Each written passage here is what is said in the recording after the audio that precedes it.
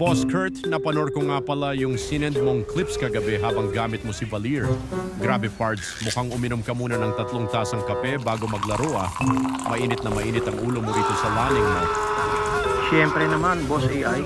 Alam mo naman, pag balir ang hawak ko, walang pinapalampas yan. Sabi ko nga sa kanila sa umpisa pa lang, huwag muna kayong lalapit sa akin habang wala pa akong sapat na tulog. Pero nakakatawa dito, Boss Kurt. Tignan mo si Aldous. Akala yata niya porket may kamao siya, uubra siya sa'yo. Dinikitan ka bigla eh. Ayan ang mali sa kanila eh. Nakitang nagbabaga na nga yung kamay ko.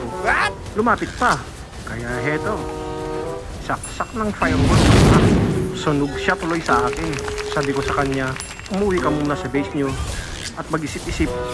Oh, tapos nung bandang mid-game, nagtawag pa ng kasama. Dalawa na silang sumusugod sa'yo rito ah. Akala ko nga itatakbo mo na, Boss Kurt, kasi medyo manipis na buhay mo. Hala, ako tatakbo. Sa dikit nilang yan, sinisingit ko talaga yung ulti ko. Saway tulak palayo. Ayun, double kill. Sabi ko sa kanila, imbis ako ang mapitas, kayo ang magiging uling sa ihawan ko. At ang malupit pa rito sa pangalawang clip, hindi ka na talaga nagpaawat.